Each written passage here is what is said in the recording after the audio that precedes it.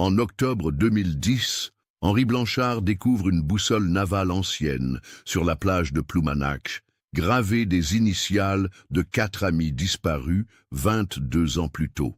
À l'intérieur, un microfilm révèle des photographies troublantes qui changeront pour toujours la compréhension d'une tragédie qui a marqué toute la Bretagne. Mais comment cette boussole a-t-elle pu rester cachée pendant plus de 2 décennies? Et que révèlent exactement ces images que 4 jeunes hommes ont payé de leur vie pour documenter? Avant de continuer avec cette histoire perturbante, si vous appréciez les mystères réels comme celui-ci, abonnez-vous à la chaîne et activez les notifications pour ne manquer aucun nouveau cas. Maintenant, découvrons comment tout a commencé. L'été 1988 touche à sa fin sur la côte bretonne. Les falaises de granit rose de Ploumanac'h, sculptées par des millénaires de tempêtes atlantiques, dressent leur formation spectaculaire face à une mer d'Iroise capricieuse.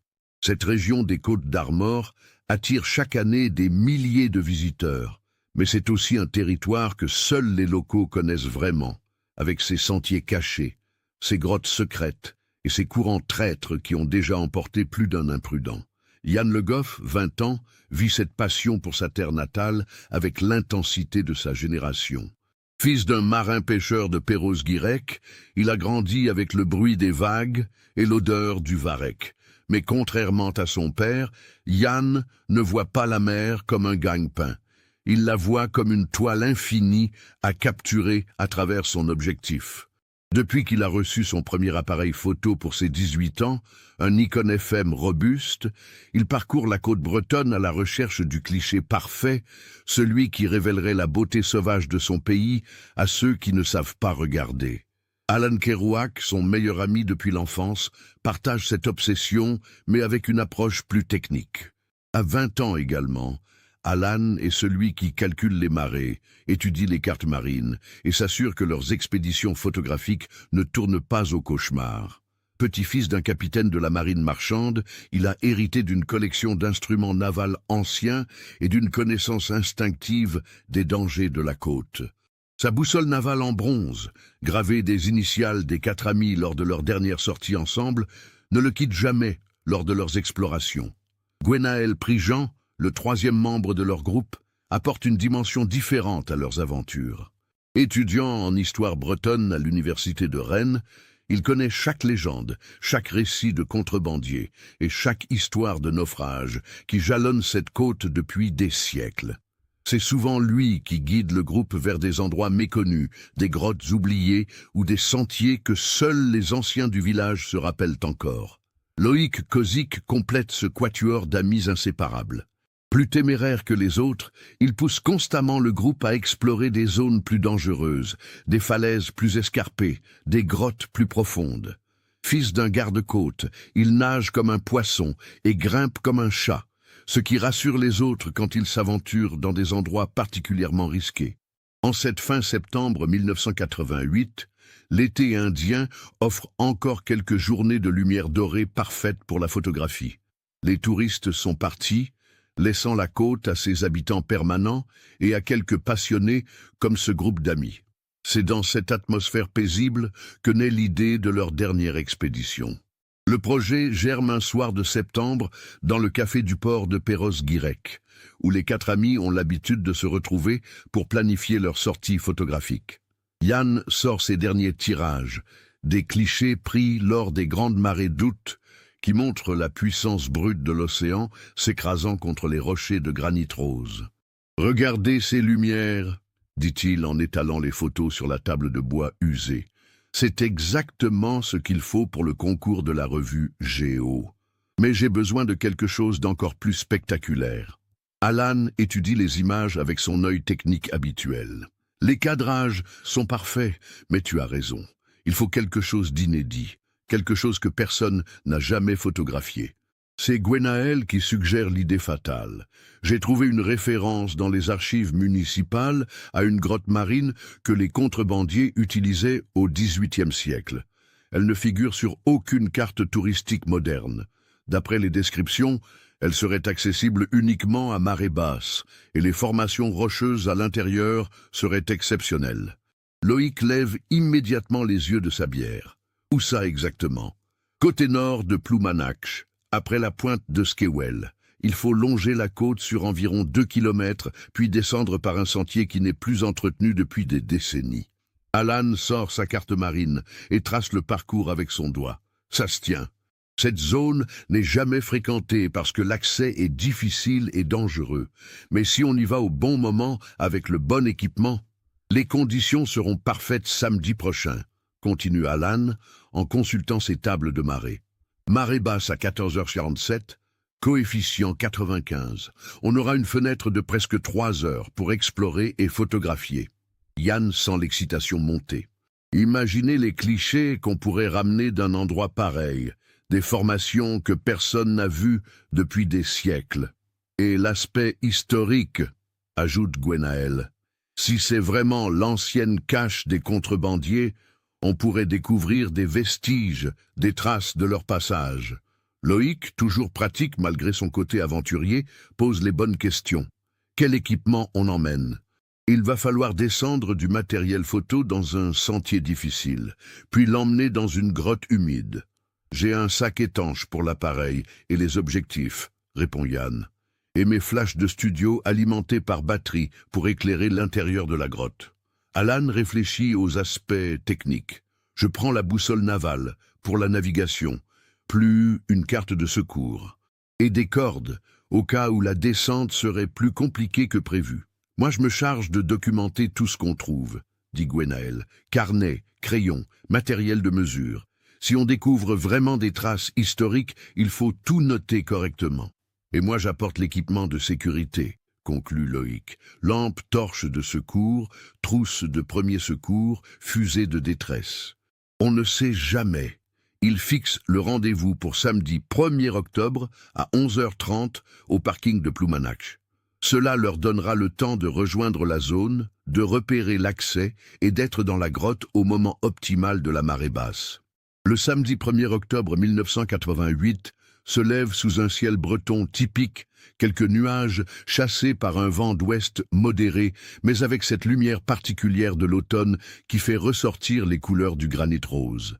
Yann se réveille avant l'aube dans la petite maison familiale de Perros-Guirec, l'estomac noué par l'excitation et une pointe d'appréhension.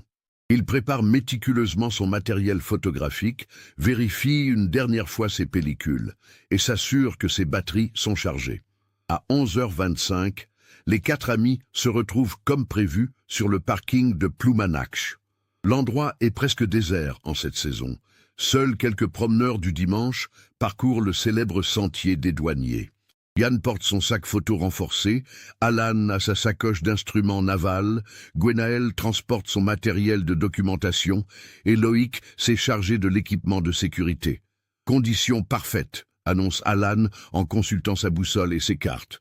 Vent faible, visibilité excellente, et la marée descend exactement comme prévu. Il s'engage sur le sentier côtier, d'abord facile et bien balisé, puis de plus en plus sauvage à mesure qu'il s'éloigne des zones touristiques. Après 45 minutes de marche, ils atteignent la pointe de Skewell et commencent à chercher l'accès à la grotte décrite par Gwenaël. « D'après mes recherches, l'entrée devrait être là, dit-il en montrant une zone où la falaise semble légèrement en retrait. Il faut descendre sur une 20aine de mètres. Loïc examine le passage. C'est faisable, mais pas évident. La roche est humide, et il n'y a pas beaucoup de prise. Je passe en premier pour sécuriser. La descente leur prend une demi-heure. Le sentier, s'il en a jamais existé un, a pratiquement disparu sous les ronces et les éboulis. Mais leur persévérance paye. À 13h15, ils découvrent effectivement l'entrée d'une grotte marine, partiellement cachée par des rochers et des algues séchées. Incroyable, murmure Yann en sortant déjà son appareil photo. Regardez cette lumière qui filtre à travers l'ouverture. L'entrée de la grotte, haute d'environ 3 mètres, s'ouvre sur une cavité qui semble s'enfoncer profondément dans la falaise.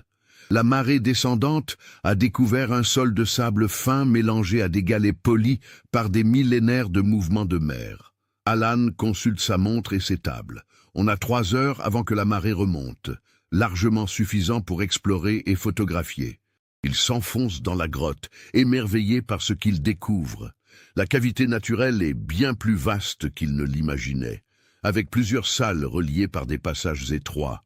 Les parois de granit, polies par l'eau, créent des reflets fascinants sous l'éclairage des lampes torches. Là, s'exclame soudain Gwenaël, en éclairant une paroi latérale, des marques gravées dans la roche. Regardez, on dirait vraiment des signatures ou des initiales. Yann se précipite avec son matériel photo. Les formations rocheuses, les jeux de lumière, les traces historiques, tout se conjugue pour créer un décor extraordinaire. Il commence à mitrailler, testant différents angles, différents éclairages. « C'est exactement ce que je cherchais », dit-il, l'œil collé au viseur. Ces photos vont faire sensation, mais c'est en explorant la salle du fond, la plus reculée de la grotte, qu'ils font une découverte qui va changer leur destin. Alan, qui éclaire les recoins avec sa lampe torche, s'immobilise soudain. « Les gars, venez voir ça, et éteignez vos lampes une seconde. » Dans l'obscurité totale, ils entendent quelque chose d'inattendu. Des voix humaines, étouffées mais distinctes, qui semblent venir de l'extérieur de la grotte. Mais pas du côté par lequel ils sont entrés. De l'autre côté, comme s'il y avait une autre ouverture. « Il y a quelqu'un d'autre ici », chuchote Loïc. Gwenaël connaît ses archives. C'est possible. Beaucoup de ces grottes marines ont plusieurs accès. Celui que nous avons emprunté et d'autres accessibles seulement par bateau. Les voix se rapprochent, accompagnées de bruits de matériel qu'on déplace. Par prudence, le groupe éteint toutes ses lampes et se tapit dans l'ombre de la salle du fond.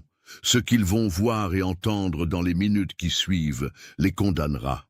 Dans l'obscurité de la grotte, les quatre amis entendent distinctement l'arrivée d'un bateau à moteur. Le bruit du moteur qui se coupe, des voix d'hommes qui donnent des ordres, le choc de matériel lourd qu'on décharge. Tout se passe de l'autre côté de la cavité par un accès maritime qu'ils n'avaient pas soupçonné. Alan, le plus proche de l'ouverture donnant sur cette seconde entrée, fait signe aux autres de rester silencieux. Il se glisse furtivement vers le passage qui relie les deux parties de la grotte et regarde prudemment. Ce qu'il voit le glace d'effroi. 3 hommes en tenue civile déchargent méthodiquement des caisses étanches d'un bateau semi-rigide de bonne taille. Les caisses portent des inscriptions en espagnol et dégagent une odeur caractéristique que tous reconnaissent. L'odeur chimique et âcre des drogues de synthèse qu'on voit parfois dans les reportages télévisés. L'opération est visiblement rodée. Les hommes travaillent en silence, avec des gestes précis, empilant les caisses dans la partie de la grotte accessible par la mer. L'un d'eux, apparemment le chef, vérifie une liste sur un carnet étanche. 24 caisses, comme convenu, dit-il avec un accent qui semble venir du sud de la France. Le contact sera là demain soir à marée haute pour récupérer la marchandise. Et si quelqu'un découvre l'endroit, demande un autre. Personne ne connaît cette grotte. Elle n'est sur aucune carte moderne, et l'accès par terre est impraticable pour la plupart des gens. C'est pour ça qu'on l'utilise depuis 3 ans sans problème. Yann, qui a rejoint Alan, réalise l'importance de ce qu'ils sont en train de voir. Son instinct de photographe prend le dessus sur la prudence. Il sort très lentement son appareil photo, ajuste les réglages pour une prise de vue dans la pénombre, et commence à documenter discrètement la scène. Le déclic de l'obturateur, pourtant réglé au minimum sonore, résonne dans le silence de la grotte comme un coup de tonnerre. Les trafiquants s'immobilisent instantanément. Qu'est-ce que c'était? On dirait un appareil photo. Le chef fait un signe et les 3 hommes se dirigent vers la partie de la grotte où se cachent les 4 amis. Plus de doute possible, ils ont été repérés. Il y a quelqu'un là-dedans. Loïc, comprenant que la fuite est leur seule option, chuchote aux autres. On file maintenant par où on est venu, mais c'est trop tard. Les trafiquants ont des lampes torches puissantes et connaissent manifestement bien la configuration de la grotte. En quelques secondes, les 4 amis se retrouvent encerclés, pris au piège dans la salle du fond. « Alors, qu'est-ce qu'on a là ?» dit le chef en braquant sa lampe sur eux. 4 petits curieux avec un appareil photo. Yann serre instinctivement son icône contre lui. « On ne faisait que photographier la grotte. On ne vous a pas vu. »« Bien sûr que si, tu nous as vus. Et tu nous as photographiés. » L'homme s'approche et tend la main. « Donne-moi l'appareil. » Il n'y a rien d'intéressant dessus, juste des photos de rochers. L'appareil, maintenant, Yann n'a pas le choix. Il tend son icône, mais le trafiquant, au lieu de simplement prendre les pellicules, examine l'appareil sous tous les angles. Un beau matériel. Et vous êtes venu comment jusqu'ici? Alan comprend que mentir ne servirait à rien. Par le sentier côtier, on descend de Ploumanach. Vous connaissez cette grotte comment? Gwenaël, malgré la peur, répond honnêtement. J'ai trouvé des références historiques dans les archives. Les contrebandiers l'utilisaient autrefois. Le chef échange un regard avec ses complices. Des archives. Donc d'autres personnes savent que cet endroit existe. Non, non, s'empresse de dire Gwenaël. C'était juste une note dans un vieux registre. Personne d'autre ne s'y intéresse. Et vous n'avez parlé à personne de votre sortie aujourd'hui. Les 4 amis se regardent. Ils pourraient mentir, prétendre que leurs familles savent où ils sont. Mais la vérité, c'est qu'ils sont partis en exploration comme ils le font souvent, sans prévenir précisément de leur destination. Leur silence en dit long. Parfait, dit le chef avec un sourire qui glace le sang. Ça simplifie les choses. Ce qui se passe ensuite est rapide et méthodique. Les trafiquants sont armés et organisés. Ils connaissent manifestement ces côtes et ces dangers naturels que représentent les marées et les courants. En moins d'1 heure, ils ont fait disparaître toute trace du passage des 4 amis, utilisant la mer et les rochers pour effacer leurs preuves. L'appareil photo de Yann, avec ses pellicules compromettantes, finit au fond de l'océan. Mais la boussole d'Alan, tombée dans la confusion et roulée sous un rocher par les mouvements de l'eau, échappera aux recherches des trafiquants. Quand les 4 amis ne rentrent pas le samedi soir, leur famille ne s'inquiète pas immédiatement. Ces jeunes hommes de 20 ans ont l'habitude de prolonger leurs expéditions photographiques et de passer parfois la nuit à la belle étoile pour capturer des levées de soleil exceptionnelles. C'est dimanche soir que l'alerte est donnée. Monsieur Le Goff, le père de Yann, appelle les parents des 3 autres garçons. Aucun n'a eu de nouvelles depuis samedi matin.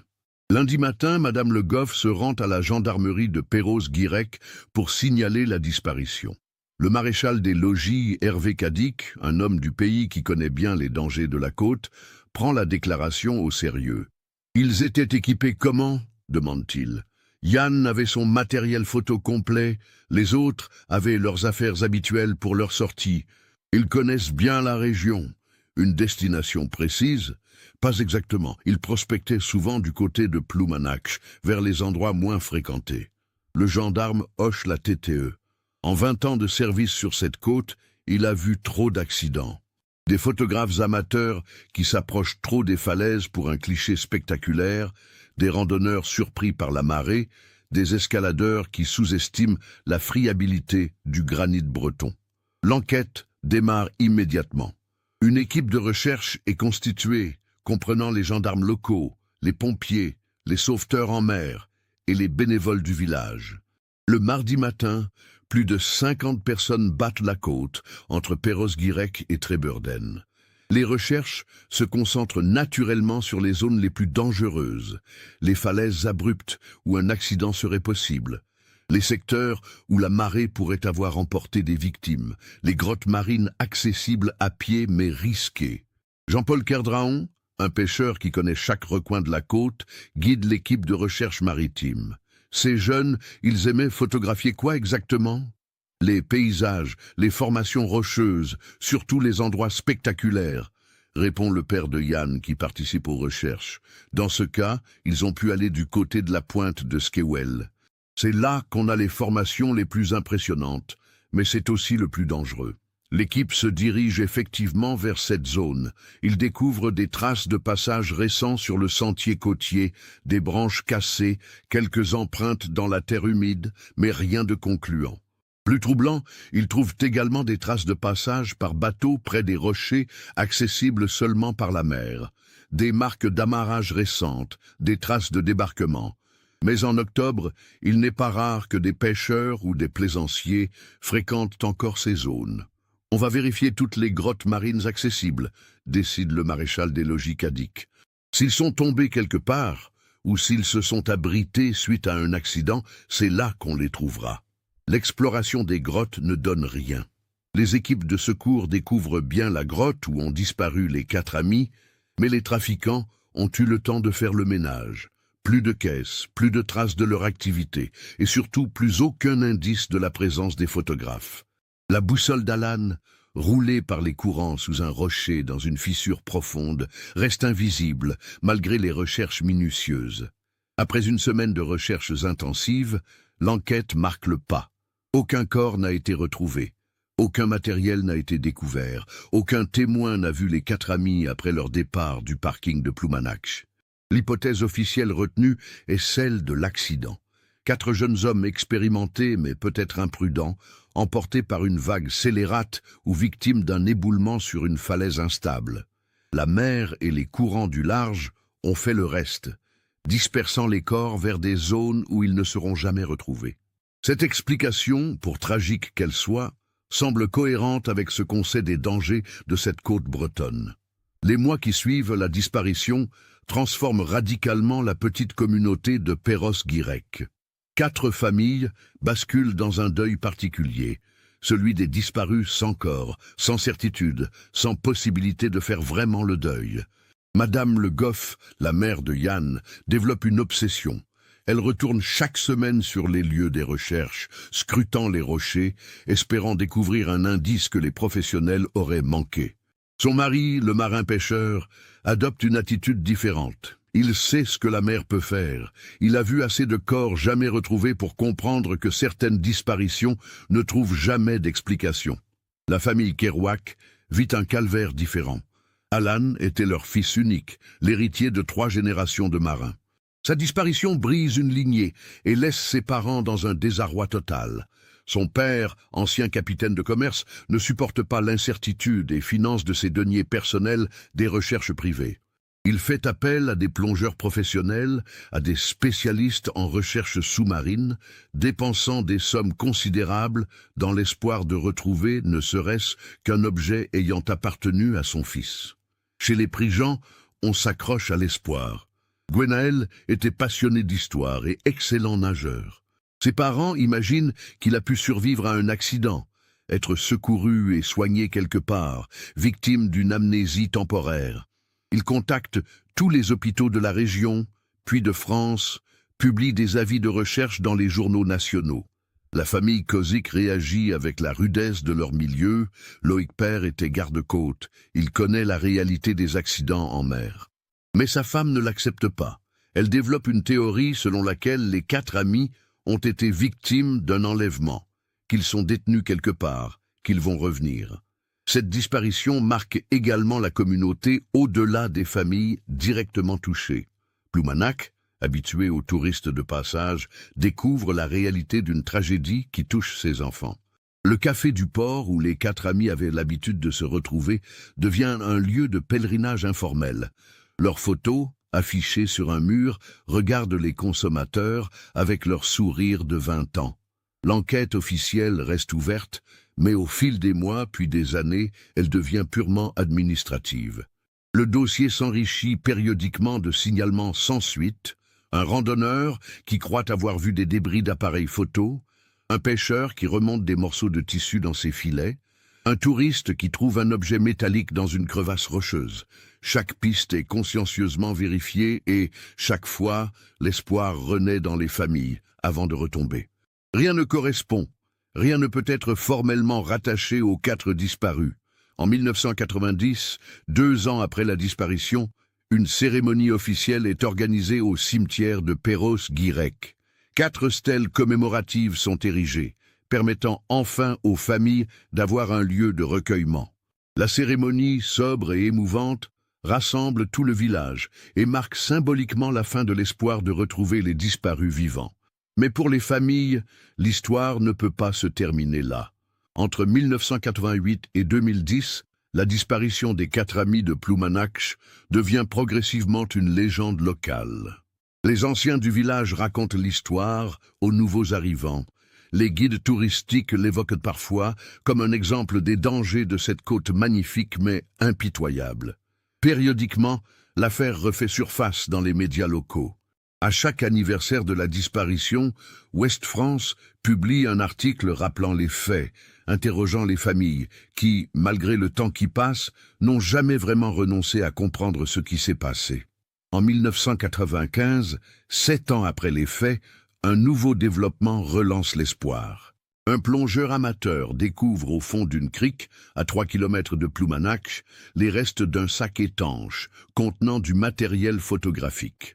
L'expertise révèle qu'il s'agit d'un équipement compatible avec ce que possédait Yann Le Goff. Cette découverte relance l'enquête. Des plongeurs professionnels sont mandatés pour fouiller systématiquement la zone. Ils découvrent effectivement plusieurs objets métalliques corrodés, mais rien qui puisse être formellement identifié comme appartenant aux disparus. Plus troublant, l'analyse des courants marins révèle que ces objets ne peuvent pas avoir dérivé naturellement depuis les zones où les recherches initiales se sont concentrées. Ils proviennent forcément d'un point de chute plus éloigné, dans une direction qui ne correspond pas aux hypothèses d'accident retenues en 1988. Cette découverte ouvre de nouvelles perspectives. Les enquêteurs réexaminent leur théorie initiale. Et si les 4 amis ne s'étaient pas tués accidentellement près de Ploumanac'h? Et s'ils s'étaient aventurés plus loin le long de la côte? Et si leur accident s'était produit dans une zone qui n'avait pas été explorée? De nouvelles recherches sont organisées, cette fois dans un périmètre élargi. Elles ne donnent rien de plus, mais l'hypothèse d'un accident éloigné de la zone de départ devient plausible. En 2000, 12 ans après la tragédie, une nouvelle génération de gendarmes reprend le dossier dans le cadre d'une révision systématique des affaires non résolues. Le lieutenant Sophie Morvan, nouvellement affectée à Lannion, découvre des incohérences dans l'enquête initiale qui l'intrigue. « Regardez cette chronologie », dit-elle à son collègue en étalant les pièces du dossier. 4 jeunes expérimentés partent à 11h30 pour une sortie photo qu'ils ont soigneusement planifiée. Ils connaissent parfaitement les horaires de marée, ils ont de l'équipement de sécurité. Et ils disparaissent sans laisser la moindre trace. Elle s'intéresse particulièrement aux témoignages de pêcheurs qui mentionnent avoir vu un bateau semi-rigide dans la zone le 1er octobre 1988. Ces témoignages, jugés sans intérêt à l'époque car ce type d'embarcation est courant, prennent une dimension différente avec le recul. Jean-Claude Gaine, patron pêcheur, déclare avoir croisé un semi-rigide vers 15h30 le jour de la disparition. Il se dirigeait vers le large à vive allure. L'équipage ne répondait pas au salut radio habituel entre marins.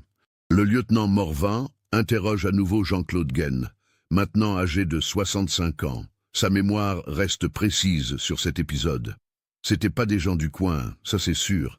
Sur l'eau, on se connaît tous. Et puis ils étaient pressés. Ils ont même pas ralenti dans le chenal. Ça m'avait marqué. Vous pourriez reconnaître le bateau. Semi-rigide gris et blanc, moteur puissant. Dans les 8-9 mètres.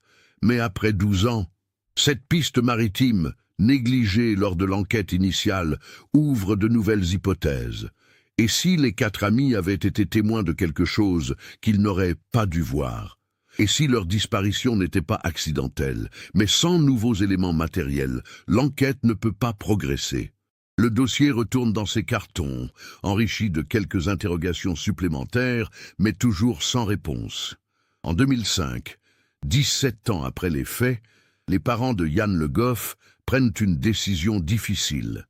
Ils organisent une vente aux enchères des affaires de leur fils pour financer une dernière campagne de recherche. Les objectifs photos, les livres sur la photographie bretonne, les tirages encadrés, tout y passe. Cette vente, très médiatisée localement, attire l'attention d'un ancien garde-côte à la retraite, Marcel Pennec.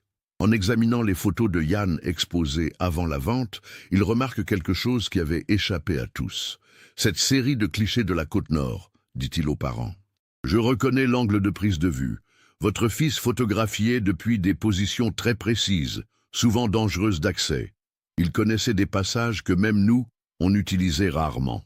Marcel Pennec accepte de guider une ultime recherche dans des zones qu'il est le seul à pouvoir atteindre. Cette exploration menée par les familles elles-mêmes, avec quelques bénévoles, ne donne rien.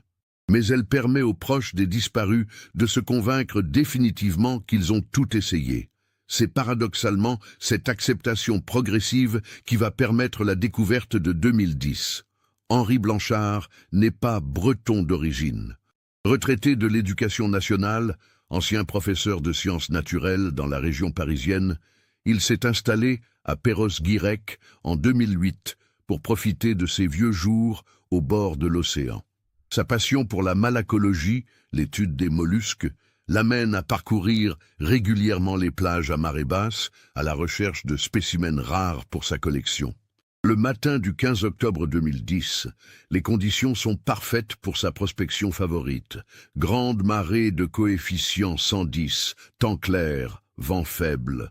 Henri Blanchard se lève avant l'aube pour être sur la plage de Ploumanac'h, dès que la mer se retire suffisamment pour découvrir les zones habituellement immergées. Il connaît maintenant bien les secteurs les plus riches en coquillages intéressants. La zone qu'il explore ce matin-là, au nord de la plage principale, est particulièrement prometteuse. Les tempêtes de l'hiver précédent ont remanié le sable et découvert de nouveaux gisements de coquilles fossiles. Vers 7h30, alors qu'il fouille méthodiquement une zone de sable et de galets avec son petit râteau, l'objet attire son attention. À demi enfoui sous les algues séchées, quelque chose de métallique brille dans la lumière rasante du matin. Henri Blanchard dégage délicatement l'objet. C'est une boussole navale ancienne, en bronze patinée par des années d'exposition aux embruns. Le métal, bien que corrodé superficiellement, a résisté à son séjour maritime. La boussole est encore parfaitement reconnaissable, avec son cadran gradué et son aiguille magnétique bloquée par la corrosion. Ce qui intrigue le collectionneur, c'est la gravure sur le pourtour de l'instrument. 4 initiales, gravées à la main avec soin. IG, L, G, AK, GP, LC. Henri Blanchard, qui connaît l'histoire locale depuis qu'il vit à Perros-Guirec, fait immédiatement le rapprochement. Ces initiales correspondent exactement au nom des 4 jeunes disparus en 1988. Yann Le Goff, Alan Kerouac, Gwenaël Prigent, Loïc Kozik. Mais ce qui le sidère vraiment, c'est l'état de conservation de l'objet. Cette boussole n'a manifestement pas passé 22 ans dans l'eau salée. La corrosion est superficielle, le mécanisme interne semble intact, et surtout, l'objet était à peine enfoui dans le sable, comme s'il avait été déposé là récemment. Henri Blanchard examine l'instrument sous tous les angles. La boussole possède un petit compartiment étanche, probablement destiné à ranger des cartes ou des documents de navigation. En manipulant le mécanisme de fermeture, il parvient à l'ouvrir. À l'intérieur, enroulé dans une protection plastique qui a parfaitement résisté à l'humidité, se trouve un petit rouleau de microfilm photographique. Henri Blanchard comprend immédiatement qu'il tient entre ses mains une découverte majeure.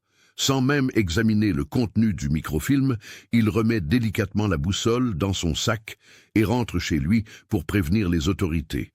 À 9h30, il téléphone à la gendarmerie de Perros-Guirec. « Bonjour, je pense avoir trouvé quelque chose en rapport avec la disparition des 4 jeunes en 1988. Une boussole avec leurs initiales et un film à l'intérieur. » Le gendarme de service, d'abord sceptique, ce n'est pas la première fois qu'un habitant pense avoir découvert un indice, change d'attitude quand Henri Blanchard décrit précisément l'objet et les initiales gravées. « Ne touchez plus à rien, monsieur. Nous arrivons. » Le brigadier-chef Thomas Kilfen, qui a repris l'enquête après le départ à la retraite du maréchal des logis Cadic, se déplace personnellement chez Henri Blanchard. L'homme qui l'accueille est un retraité méthodique, ancien enseignant dont le témoignage paraît absolument fiable. « Où exactement avez-vous trouvé cet objet ?»« Sur la plage de Ploumanac'h, secteur nord. »« Je peux vous montrer l'emplacement précis, j'ai l'habitude de noter mes découvertes. » Henri Blanchard sort un carnet où il consigne méticuleusement ses trouvailles malacologiques avec date, heure, coordonnées GPS et conditions de marée. Coordonnées 48 degrés 49 23 N, 3 degrés 29 41 W. Trouvé à 7h37, marée basse, coefficient 110, enfoui sous environ 15 cm de sable et d'algues. Le brigadier-chef examine la boussole. Aucun doute possible. Les initiales correspondent exactement aux 4 disparus. et l'objet correspond aux descriptions données en 1988 par les familles des instruments navals qu'emportait Alan Kerouac. Vous avez ouvert le compartiment? Oui, il y a un microfilm à l'intérieur. Je n'ai pas cherché à voir ce qu'il contenait. Bien, nous allons faire examiner tout ça par nos spécialistes. Le microfilm est envoyé au laboratoire de police technique et scientifique de Rennes. L'analyse révèle qu'il contient une trentaine d'images photographiques en noir et blanc, prises visiblement dans une grotte marine. Les premiers clichés montrent les formations rocheuses spectaculaires d'une cavité naturelle, avec des jeux de lumière artistiquement composés. On reconnaît le style photographique de Yann Le Goff. Mais les dernières images sont différentes. On y voit distinctement 3 hommes en train de décharger des caisses d'un bateau semi-rigide. Les visages sont nets, les détails précis. Ces photos ont été prises en cachette, depuis une position dissimulée, avec un téléobjectif. Plus troublant encore, on distingue nettement sur les caisses des inscriptions en espagnol et des symboles qui, selon les experts, correspondent aux marquages utilisés par les trafiquants de drogue dans les années 1980. Ces images changent complètement la donne, déclare le commandant de gendarmerie après examen du dossier. Si ces photos sont authentiques, nous n'avons plus affaire à un accident mais à un homicide. L'enquête est immédiatement relancée. Mais 22 ans après les faits, les pistes sont froides. Les analyses techniques confirment que les photos datent bien de 1988 et qu'elles ont été prises avec du matériel photographique compatible avec celui de Yann Le Goff. La boussole fait également l'objet d'expertises approfondies. Les analyses révèlent qu'elle a bien séjourné en milieu marin, mais pas pendant 22 ans. Selon les experts, son exposition à l'eau salée ne dépasse pas quelques mois, 1 an maximum. Cette conclusion soulève une question troublante. Comment cet objet, qui a disparu en 1988 avec les 4 amis, a-t-il pu rester caché pendant plus de 20 ans pour réapparaître en 2010? Fort de ces nouveaux éléments, le commandant de gendarmerie décide d'organiser une reconstitution sur les lieux présumés de la disparition. Les photos du microfilm permettent d'identifier avec certitude la grotte où les images ont été prises.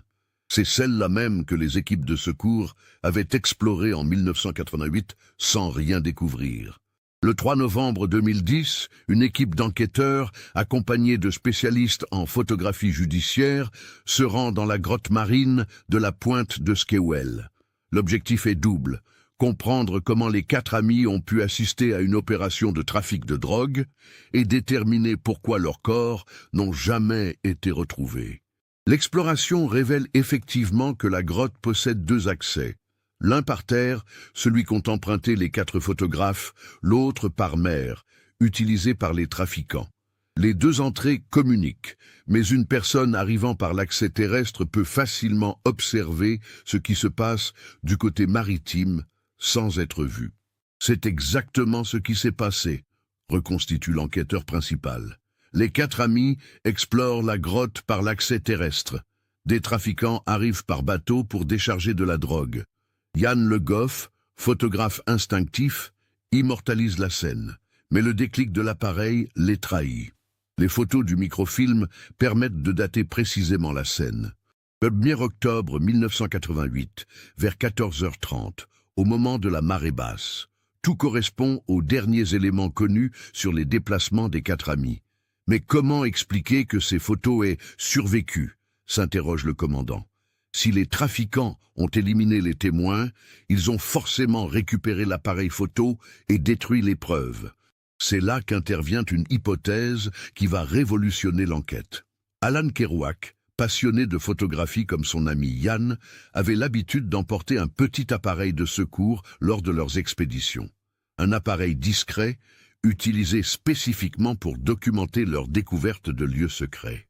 Selon cette hypothèse, quand Yann a commencé à photographier avec son Nikon principal, Alan a sorti son appareil de secours pour immortaliser la même scène sous un angle différent.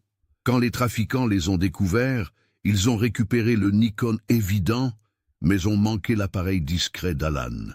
Avant de mourir, Alan aurait eu le temps de sortir le microfilm de son appareil et de le cacher dans sa boussole navale, espérant que cet objet familier passerait inaperçu ou qu'il pourrait être récupéré plus tard. Cette théorie explique pourquoi les photos existent encore et pourquoi elles se trouvaient dans la boussole d'Alan. Mais elle soulève une nouvelle question. Comment la boussole a-t-elle pu réapparaître en 2010 ? La médiatisation de la découverte de la boussole provoque un développement inattendu. Le 18 novembre 2010, 3 jours après la publication d'un article dans Ouest France détaillant les nouvelles découvertes, un homme se présente à la gendarmerie de Lannion.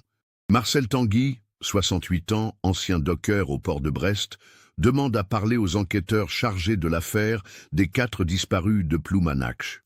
Son témoignage va éclairer d'un jour nouveau les événements de 1988. « J'ai lu l'article dans le journal », commence-t-il d'une voix hésitante. « Les photos, la boussole, je sais ce qui s'est passé. » Marcel Tanguy explique qu'en 1988, il travaillait comme docker, mais complétait ses revenus en participant occasionnellement à des opérations de contrebande. Rien de méchant à l'époque, plutôt du tabac, de l'alcool, parfois des objets de luxe, mais jamais de drogue. Au début des années 1980, il avait été contacté par une organisation qui utilisait des grottes marines bretonnes comme point de transit pour des marchandises venant d'Espagne. Il payait bien, et le travail était simple, juste décharger des bateaux et stocker des caisses en attendant qu'on vienne les chercher. En octobre 1988, j'étais sur l'équipe qui travaillait du côté de Ploumanac'h. Mais ce jour-là, quelque chose a mal tourné. Marcel Tanguy raconte comment l'opération, qui devait être de routine, a dégénéré. On était en train de décharger quand le chef a entendu un bruit, un déclic d'appareil photo. Il y avait quelqu'un dans la grotte. Qu'est-ce qui s'est passé ensuite ?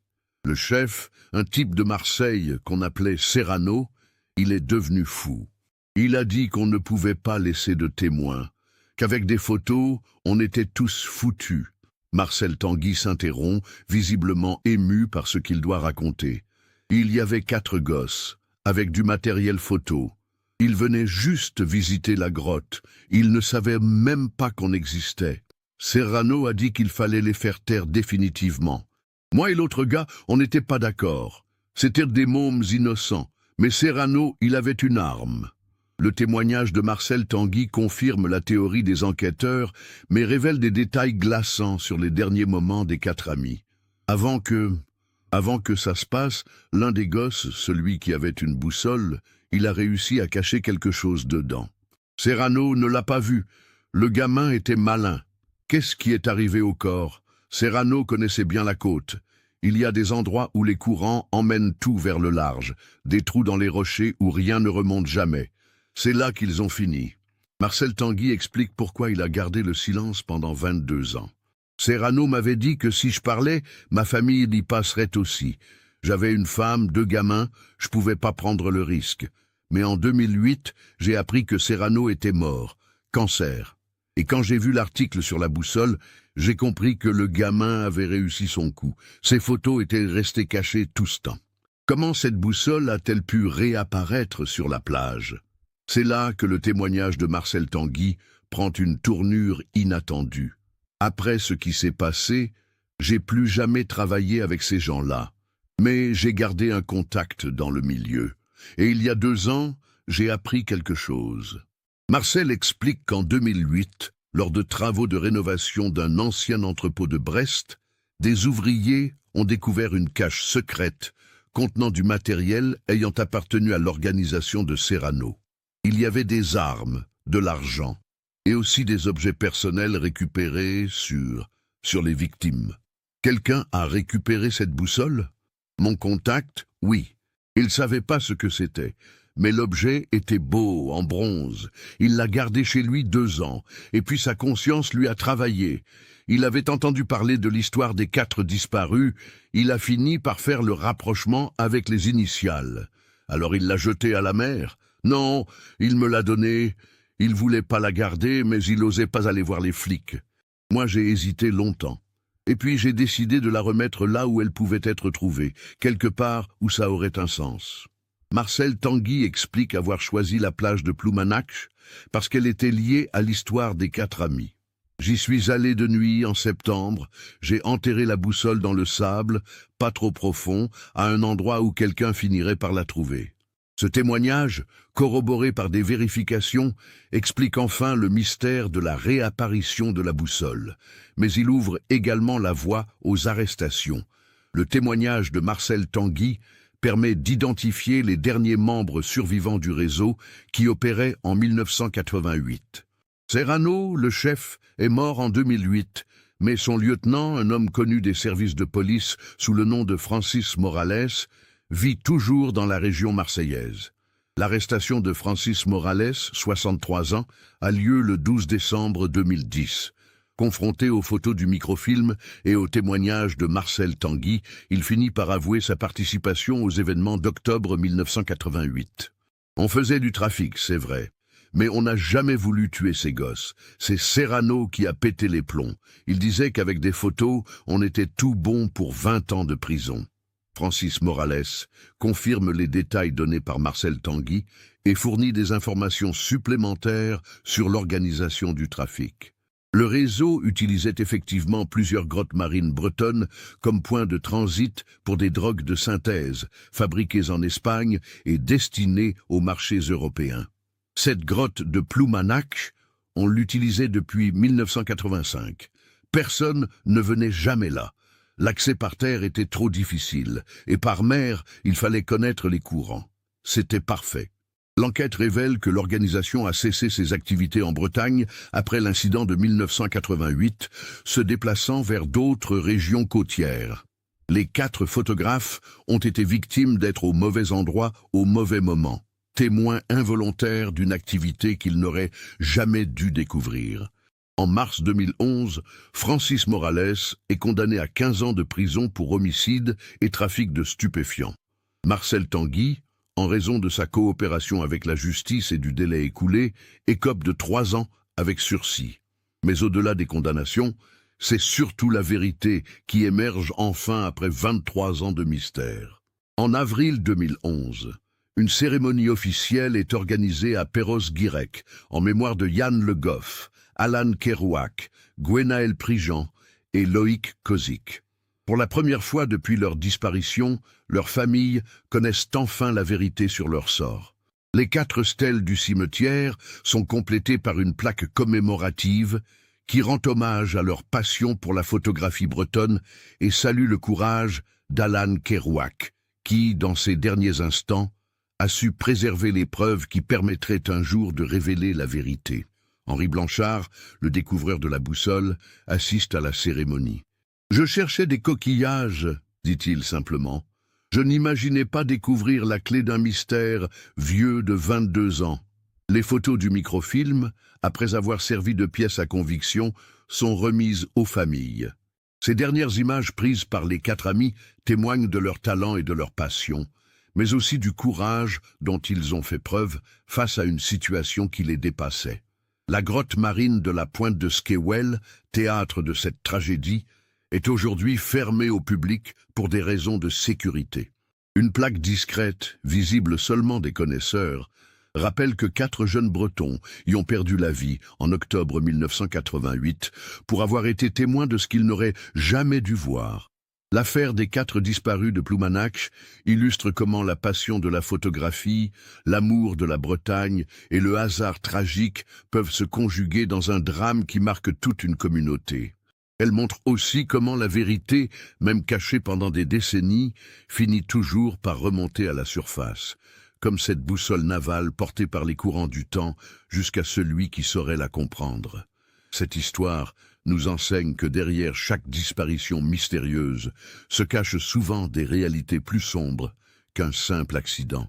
4 jeunes hommes de 20 ans, partis photographier les beautés de leur terre natale, ont payé de leur vie le fait d'avoir été au mauvais endroit au mauvais moment. Mais leur histoire, révélée par une boussole retrouvée 22 ans plus tard, témoigne que certains secrets ne peuvent rester enfouis à jamais. Que pensez-vous de cette tragique découverte ? Avez-vous perçu les indices qui révélaient progressivement la véritable nature de cette disparition ?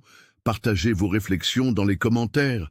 Si vous avez été touché par cette histoire vraie et si vous appréciez ces enquêtes approfondies sur des mystères bretons, n'oubliez pas de vous abonner à la chaîne et d'activer les notifications.